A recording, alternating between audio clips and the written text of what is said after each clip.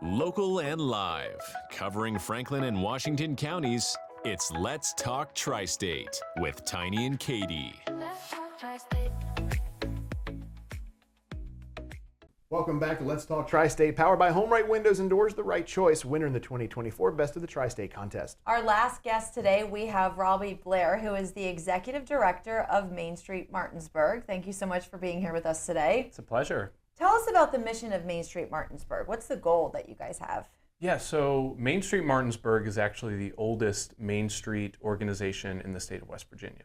Main Street is a national approach. The Main Street four-point approach of promotion, economic vitality, design, and organization was founded by Mary Means in the 70s. And, you know, there's thousands of us around the country that work to preserve history while also encourage the reinvestment in our historic commercial districts. You know, we wear a lot of different hats. Sometimes we're advocating for pulling weeds. Other times it is, you know, writing grants to try to get some more vibrancy in our downtowns. But you know, it's different per community. So we're really focused on bringing that attention back to our downtowns. You know, we as Americans made a big push when the interstates came through to malls and strip malls and stuff like that. And it's really about getting back to our roots. You know, most communities across the world look the way our downtowns look here on the East Coast.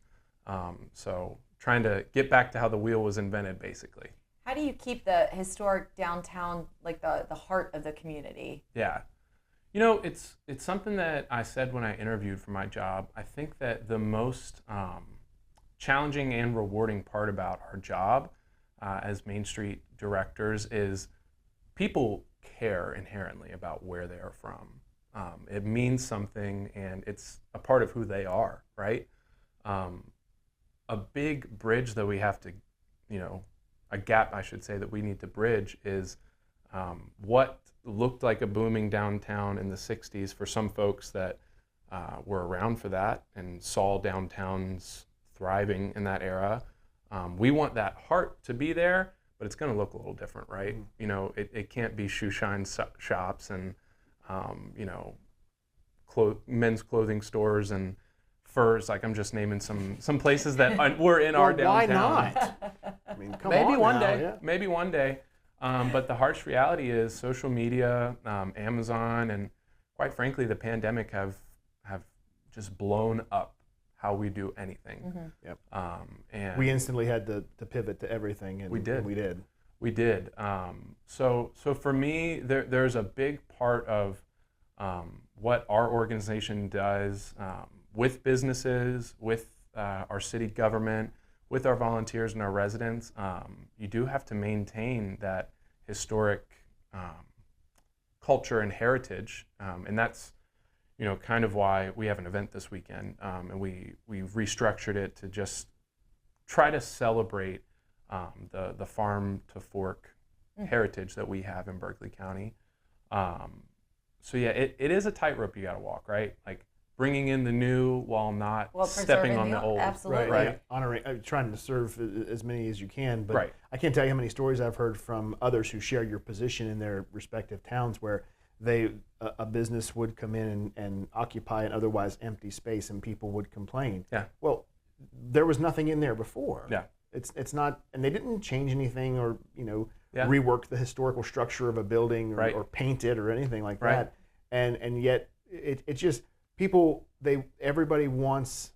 Nobody wants change, but everyone wants improvement. That's right. And two things on that point. The opposite of that can be said as well. You know, when everybody took their business to malls and out by the interstate and these pop-up places, what you were left with in a lot of downtowns was not the kind of walkable, pop in on a weekend businesses that you want. So we've been lucky. We've seen a lot of those places leave, like some of the seedy stores that you don't really want in your downtown. Mm-hmm. You know, they've started to leave, and we've started to see more of a resurgence and really cool Things like we have a gelato place opening up this weekend. We have a martini bar that just opened up last week. Got 3 or 4 boutiques downtown now. A food hall that is one of a kind. I was just going to say that. Yeah. That's a halfway meeting point for a couple of my friends and I. And I absolutely love it. What is it called? The Garage on King. Yeah, I love it. It's great. It is great. And it's an incubator space. A lot of folks don't know that.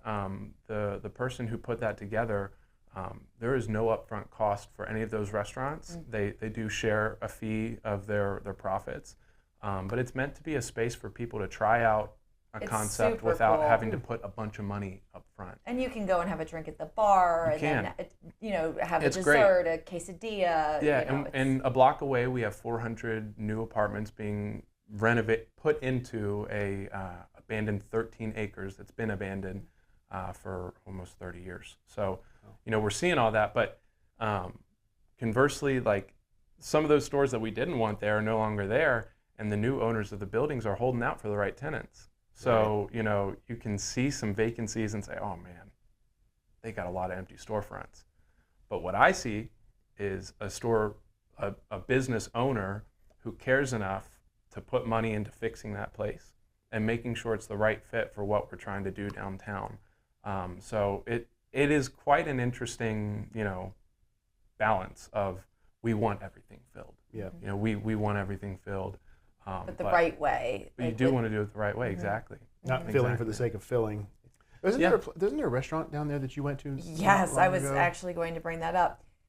I don't remember the name of it, but so let me explain it, because the food was phenomenal. Okay. It was fancy. It was a little more upscale. Bricks 27. That's it. There you go. Yep, that was it. I was going to say, why don't we stop there and see if we can get it Some just of the from best, that. That's it. Amazing cocktails, amazing appetizers. It was.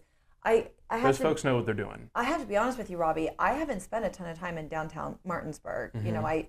When I lived here prior, I was up in this area. Now I live up in Greencastle, and before that I was in Virginia. So downtown Martinsburg was not an area I spent a ton of time in. But since I've moved back, that's a really great meeting point for a lot of my friends and I. And I have really, really been impressed with the downtown. The food is great. There's a lot to offer. There's great cocktail places, boutiques, like everything you're saying. You guys are doing a great job. Well, I'm really proud to say that we have a group of people that really care.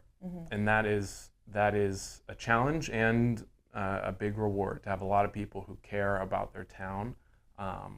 We like to say in our profession, like, where you live and how you view where you live says a lot about how you view yourself, and your self-esteem. And we have a lot of people right now that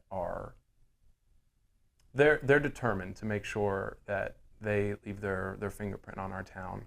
And I think we all deserve a community center that reflects our makeup and who we are.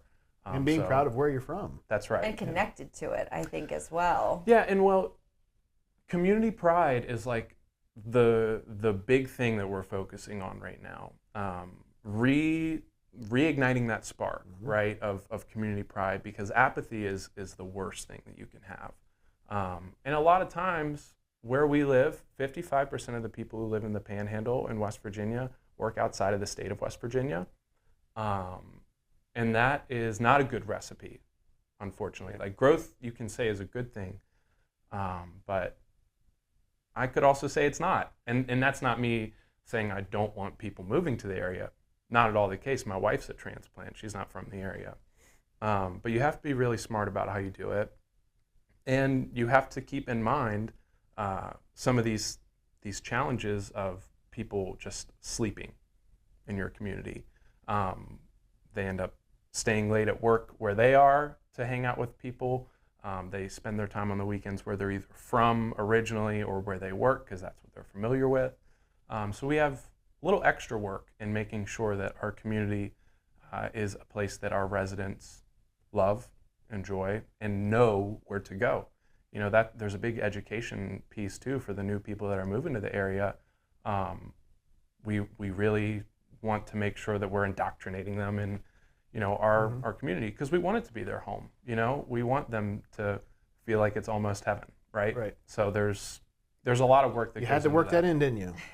Just had to. I wouldn't be a mountaineer if I Right? didn't do it. Of course, you know? of course. With the minute and a half that we have left here, Robby, you have an upcoming Christmas market. I do.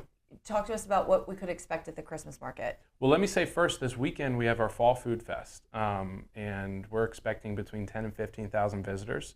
There's 22 food trucks that'll be here. All of our restaurants have really cool local ingredients. Sometimes West Virginia food gets boiled down to hot dogs and pepperoni rolls, but Which there's nothing wrong with. no, We're but here our for it. culinary roots are very interesting in Yeah. Appalachia.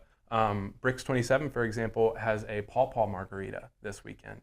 Have you ever had a pawpaw? No, but A pawpaw is the most native plant to Appalachia, and they're all along the C&O Canal. You cannot. It is illegal to do it on the C&O Canal. But you forage them, and they're a wild fruit that grow, and it's a cool thing. I've been to Pawpaw. My dog is from Pawpaw, West Okay, Virginia. Mhm. okay. So, this weekend we have a lot of, again, celebrating that farm to fork heritage. Our Christmas on Main is going to be a lot of fun. Again, it's a street festival where we expect that same crowd. Lots of vendors come in, and really they get to see, for me, there's some folks that come a lot and they enjoy it and they enjoy our town frequently. But then I have to honestly just come to grips with the fact that they'll be coming 3 times a year when I do these festivals, like our St. Patrick's Day, our Fall Food Fest, and our Christmas on Main. And it'll be really cool for those folks because there's going to be a handful of businesses that weren't there last year. Yeah. Well, it sounds great, and I know I really enjoyed that. You guys are doing a great job in downtown Martinsburg. I appreciate you really you are. If you'd like to be featured on an upcoming episode of Let's Talk Tri-State, call 717-597-9200 or email letstalk@921thegoat.com.